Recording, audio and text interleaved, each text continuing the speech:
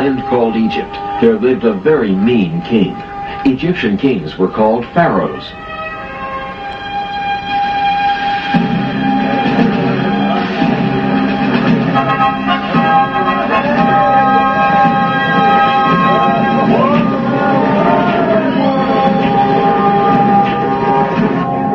The story begins with the Egyptian pharaoh ordering the deaths of all Hebrew baby boys. Oh, no! They won't get my baby. I'll find some way to save him. The Hebrew mother of baby Moses tries to save him by hiding him in the bulrushes on the Nile River. What's that? A baby! When baby Moses is found by the princess daughter of the Egyptian pharaoh, the princess decides to raise him as her own son. Moses now has two mothers, a royal Egyptian princess mother and a non-royal Hebrew mother who hides her identity as Moses' Hebrew mother, gets a job as a servant at the palace, and helps the princess raise Moses. Why did the Bible omit the historical names of the pharaoh's princess daughter and the pharaoh? Their historical identities can be found by comparing the dates and events of the Bible story with factual Egyptian history. All dates followed by the letters BC count backwards to 0, which is the beginning of today's Christian calendar. Bible researchers have calculated the birth of Moses at around 1520 BC. The ruling pharaoh of Egypt at that time was Thutmose I, and his princess daughter was Hatshepsut. Egyptian history verifies that Princess Hatshepsut married her brother named Pharaoh Thutmose II. But when Hatshepsut couldn't produce a male heir to the throne, her brother husband chose a non-royal mistress named Isis to produce a male heir and named their son Thutmose III. Hatshepsut raised the boy as her own son, even though Isis was his real birth mother. The Bible story of Moses closely matches the factual Egyptian story of Thutmose III. Even the names Moses and Thutmose are almost identical. In the Bible story, Moses gives up his big chance to be the richest, most powerful ruler in the ancient world to become a lowly, poverty-stricken Hebrew laborer. But wouldn't becoming ruler of Egypt and Canaan have been the most intelligent way to help his fellow Hebrews? The historical facts show that's exactly what Thutmose III did. Once he grew up to become Pharaoh of Egypt, Thutmose III organized military campaigns with his mighty armies and chariots and defeated the enemies of the Hebrew Hyksos who had settled in Canaan.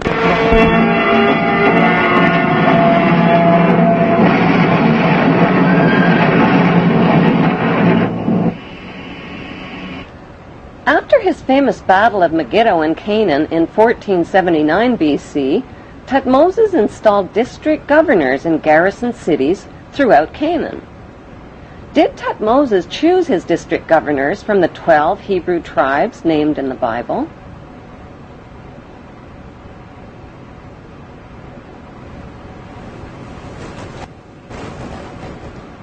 Is it just a coincidence that today's Temple of Isis, located on the Isle of Philae in Egypt, has the same name as Thutmose's mother?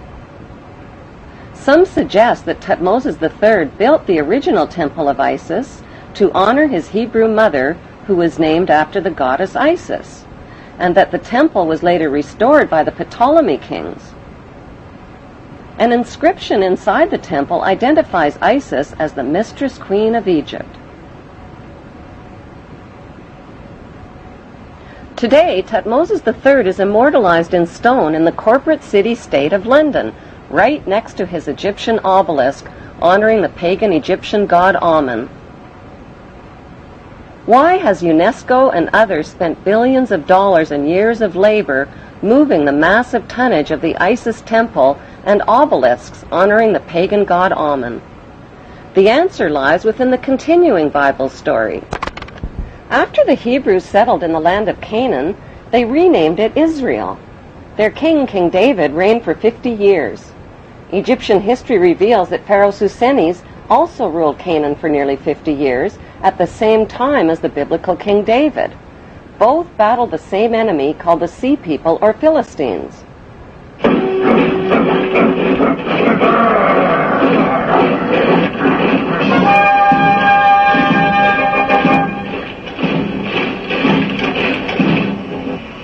Both King David and Pharaoh Susenes had sons with almost identical names, Solomon and Simon. The name of biblical King David's son, Solomon, means son for Saul, and O-M-O-N is an alternative spelling of Ammon. The name of Pharaoh Susenes' son, Simon, means son of Ammon. Simon and Solomon reigned at exactly the same time and fought the same enemies in Canaan called the Mitanni, the Hittites, and the Philistines. Pharaoh Simon's documented battle with the Philistines in Palestine and his capture of the Canaan city of Gezer clearly proves an ancient alliance between the Egyptians and the Hebrews.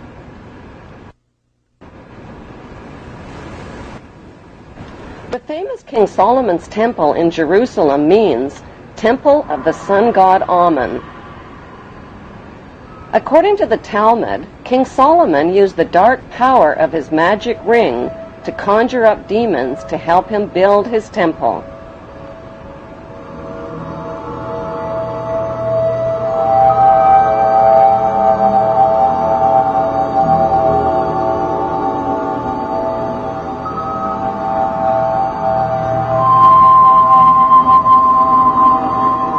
The temple became the center for sexual orgies, the worship of golden idols, and for animal and human sacrifices, including the sacrifice of infants and children.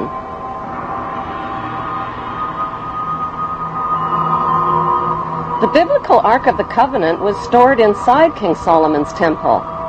The Ark had 4 gold rings built into its 4 corners, each representing the 4 corners of the earth over which descendants of the biblical Abraham are destined to rule. Since archaeologists claim the biblical King Solomon was no more real than the evil wizard Saruman from the movie Lord of the Rings, who built King Solomon's temple?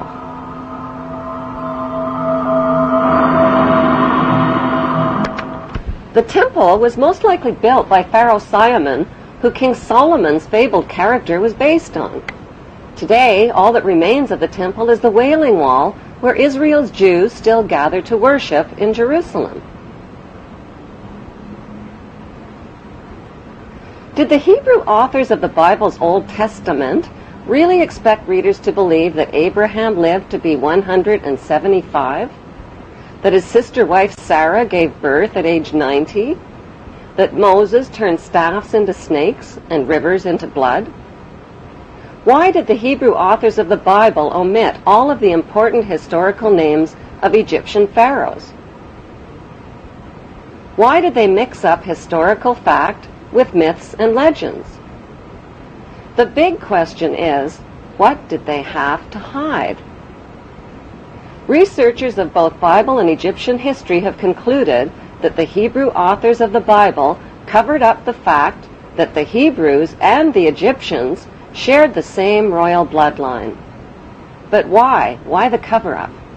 Because after the Egyptian people forced the Hebrew Hyksos kings out of Egypt, the only way the Hebrews could continue ruling Egypt was to hide their Hebrew identity from the Egyptian people. They did that by changing their Hebrew names to Egyptian names and intermarrying with Egyptian royalty, just like the biblical Joseph did.